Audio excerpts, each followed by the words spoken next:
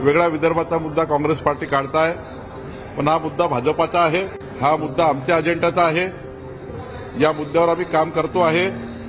हा मुद्दा भाजपच्या अजेंड्यातून बाहेर गेला नाही आहे आणि आम्ही या ठिकाणी वेगळ्या विदर्भाच्या बाजूनेच त्या ठिकाणी पहिल्यापासून काम करतो आणि देवेंद्र फडणवीसजी सुद्धा, माननीय मुख्यमंत्री सुद्धा कधीही वेगळ्या विदर्भाच्या बाजूनेच त्यांनी या ठिकाणी आतापर्यंत भूमिका ठेवलेली आहे.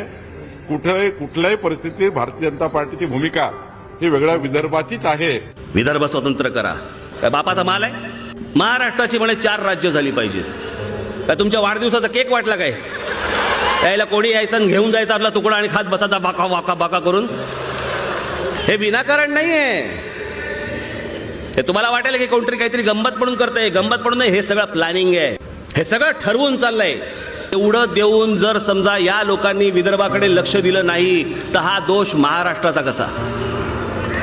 तुम्ही सत्तेवरती होतात, तुमच्या हातात पूर्ण सत्ता होती, तुम्ही मुख्यमंत्री होतात, तुम्ही या राज्याचे राजे होतात, मग माझ्या विदर्भाकडे का नाही तुम्हाला लक्ष देता आलं? आजही मुख्यमंत्रीपद विदर्भाकडे आहे, तरी ते मागणी का करतायत स्वतंत्र विदर्भाची? फाटाफूट करून काय मिळणार तुम्हाला? काय हवंय काय?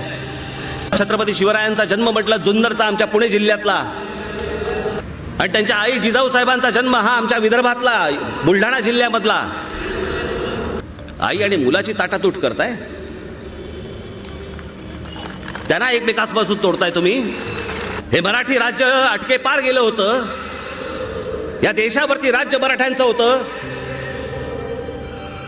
हे सगळं विसरलो आपण आणि आपणच आपल्या महाराष्ट्राचे तुकडे पाडतो तुमच्या स्वार्थासाठी.